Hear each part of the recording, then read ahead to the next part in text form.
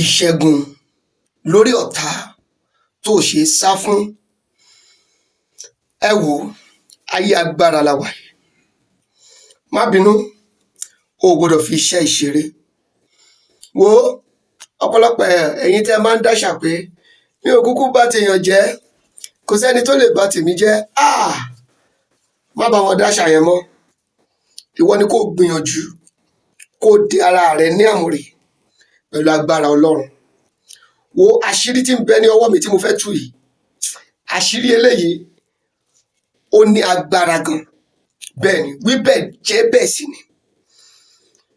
Àṣírí yìí ìṣẹ́gun ni lórí ọ̀tá tó ṣe sá fún. Gbogbo ẹ̀yin followers tí ẹ bá wá ń share fídíò wa, ẹ ṣé, iná ò ní tán lọ́wọ́ yín. Ẹ wo gbìyànjú kó ríṣẹ́ ìṣe, kò le púpọ̀, ohun tó lè ṣe fún ara rẹ ni. Kìdẹ́ ṣe ohun tó le púpọ̀. Lọ gẹ̀ẹ́tì àgbọn tó lómi nínú dáadáa. Àgbọn tó lómi nínú dáadáa, òun ni kó lọ gẹ̀ẹ́tì.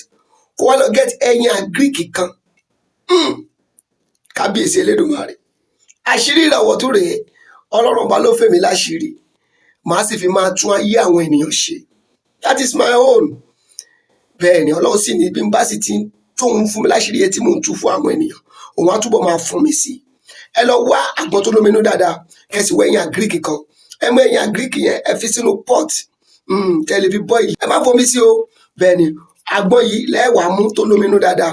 Ṣó yẹ yín bẹ̀yẹn? Ṣé o pé ojú mẹ́ta ni àgbọn ní? Ẹ wá sọ pé ojú mẹ́ta ni àgbọn ní, kò fi ríran. Gbogbo ẹ̀yin ọ̀tá mi, ẹ ò ní rí mi mú. Wà á tún wá wípé ẹyẹ tó ṣeré lọ sí orí àgbọn tó náà fẹ́ lọ mú mi àgbọn. Àṣedànù ló lọ ṣe. Gbogbo ẹ̀yin ọ̀tá mi, àṣedànù lẹ́ ṣe lórí mi o. Ó yá, wà wá mu, àwa dá àgbọn yẹn lu níbi mẹ́tẹ̀ẹ̀ta. Wà á máa dà sínú pọ́ọ̀tì yẹn báyìí. Wo omi àgbọn yẹn, òun ló fi sí ẹyin yẹn. Ó wá ka Psalm 35 sí. Bẹ́ẹ̀ ni ó ka Psalm 19 sí. Ó sì ka Psalm 20 sí. Fún ẹ̀yin Mùsùlùmí, ẹ̀yin ẹ dá níyàn lé lórí.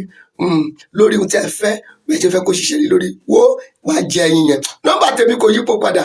08054353629. Ẹ WhatsApp nọ́mbà yẹn láti bá mi sọ̀rọ̀. Ẹ sì follow wa. Àṣírí ìràwọ̀, Mystery of Star.